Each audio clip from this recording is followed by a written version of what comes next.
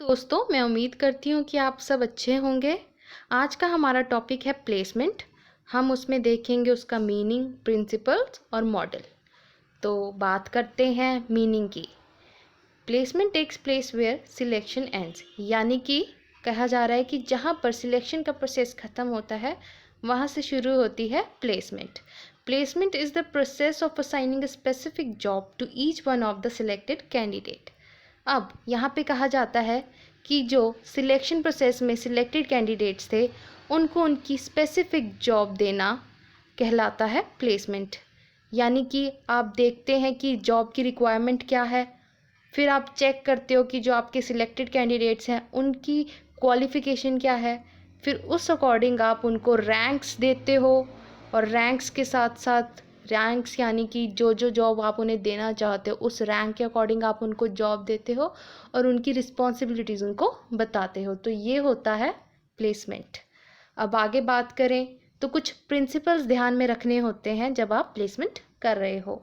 सबसे पहले है man should be placed on the job according to the requirement of job. यहाँ पे कहा जाता है कि हम जो भी बदलाव लाएंगे, जो भी मॉडिफिकेशंस लाएंगे वो मैन में लाएंगे, यानी कि जो कैंडिडेट है उसमें लाएंगे। हम लोगों को जॉब की रिक्वायरमेंट को चेंज नहीं करना है, हम लोगों को देखना है कि उस जॉब में फिट होने वाला कैंडिडेट कौन सा है, किसकी क्वालिफिकेशन अच्छी है जो उस जॉब को पूरा करेगी। तो हमें क्या करना है, job should B first and man should be the next. इसमें ये कहा जाता है कि पहले जॉब आएगी, फिर जो है आपका कैंडिडेट है, जो आपका पर्सन है वो आएगा। दूसरा प्रिंसिपल क्या कहता है, job should be offered to a man according to his qualifications.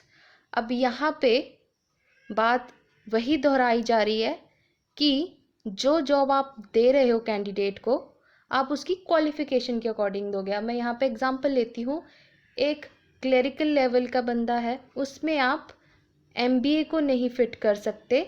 वहाँ पे अगर बीए की क्वालिफिकेशन का कैंडिडेट चल जाएगा, फिट बैठ जाएगा, तो आप उसे देंगे, ऑल राइट। और वहीं पे अगर जहाँ पे हमें एमडी की ज़रूरत है वहाँ पे एमबीए कैंडिडेट की ज़रूरत है, वहाँ पे आप बीए वाले को फिट नहीं कर सकते, वहाँ पे एमबीए ही पर्सन चाहिए होगा हमको। ऐसा नहीं है कि जहाँ पे हायर रिक्वायर्ड वहाँ पे आप लोअर क्वालिफाइड को फिट कर रहे हैं और जहाँ पे लोअर क्वालिफाइड चल जाएगा वहाँ पे आप बहुत हाईली क्वालिफाइड को फिट करें। तो इस तरह से आपके सोर्सेज अच्छे से यूज़ नहीं हो पाएंगे, ठीक है। तो अगली बात करते हैं हम, the employee should be conversion with the working conditions prevailing in the industry. अब प्लेसमेंट करते वक्त आपको ये भी ध्यान रखना है कि जो आपका सिलेक्टेड कैंडिडेट है, जब आप उसको जॉब में डाल रहे हो, उसको जॉब असाइन कर रहे हो, तो ये ज़रूर ध्यान दें कि वो उस वर्किंग कंडीशंस के अकॉर्डिंग ढल जाए, ठीक है।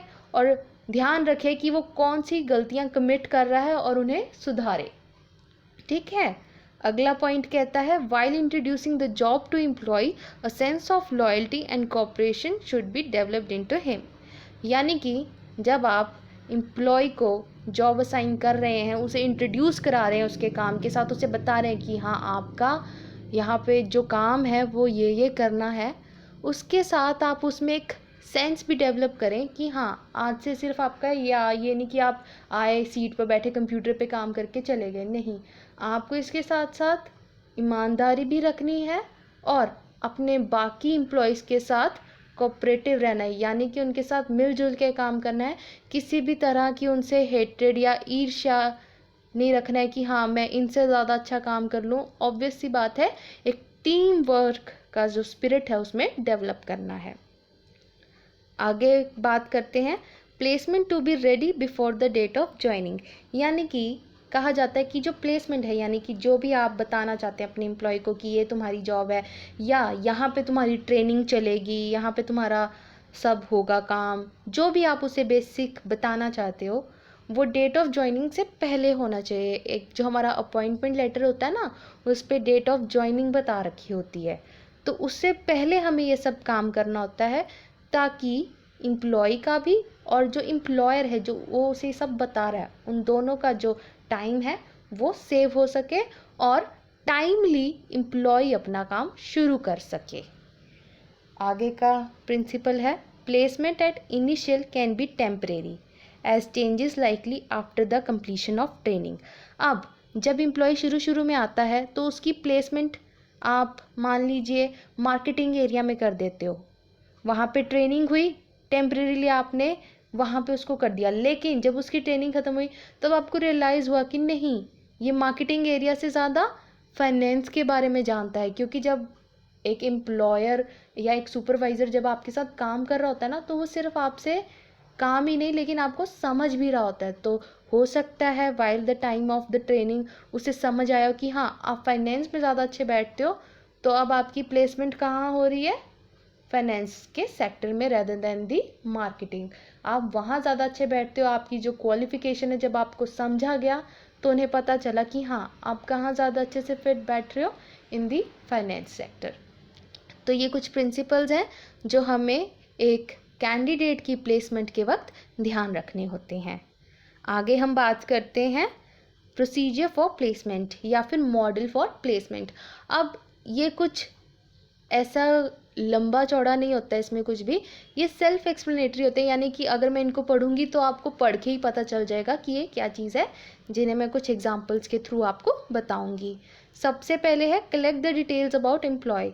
अब उसकी प्लेसमेंट कर रहे हो आप, तो एम्प्लॉय के बारे में आप कुछ नहीं जानते, आपको अब क्या करना है, यहाँ पे उसकी इन्फॉर्मेशन कलेक्ट करनी है, उसकी बेसिक से लेके उसकी क्वालिफिकेशन, उसके इंटरेस्ट, जो भी आपकी यूज़ की हो इन्फॉर्मेशन वो आप उसके बारे में कलेक्ट करते हो। उसके बाद अगला पॉइंट है कंस्ट्रक्ट हिज प्रोफाइल। अब आप यहाँ पे उसकी प्रोफाइल कंस्ट्रक्ट कर रहे हो। रिज्यूमे तो हो गया एम्प्लॉय के पॉइंट ऑफ व्यू से, और जो प्रोफाइल बना रहे हैं वो होती है ऑर्गेनाइजेशन के पॉइंट ऑफ व्यू से, जहाँ पे सिर्फ आप उतनी इन्फॉर्मेशन रखते हो जितनी आपकी ऑर्गेनाइजेशन के लिए यूज़फुल है इन फ्यूचर। देन उसके बाद आप उसकी प्रोफाइल को मैच करते हैं विद बेस्ट सूटेड सब ग्रुप प्रोफाइल।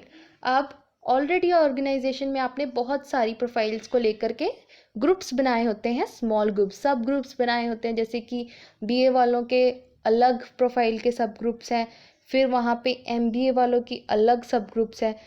तो उस इंडिविजुअल की प्रोफाइल को उठा करके आप उन सब ग्रुप के साथ मैच करते हो और देखते हो वो किस में फिट बैठ रहा है। आगे पढ़ते हैं कंपेयर सब group with the job family profile, यानी कि उन सब ग्रुप में जहाँ वो फिट बैठता है उसको मैच करके देन आप नेक्स्ट स्टेप में क्या करते हो, कंपेयर करते हो विद द जॉब फैमिली, यानी कि देखते हो कि यहाँ पे जॉब फैमिली की वो मार्केटिंग में ज़्यादा अच्छा बैठेगा, फाइनेंस में बैठेगा अच्छा, या फिर एचआर में अच्छा फिट होगा। ऑल राइट, तो आप उसको जॉब फैमिली के साथ कंपेयर करें कि किस डिपार्टमेंट में वो अच्छा बैठेगा।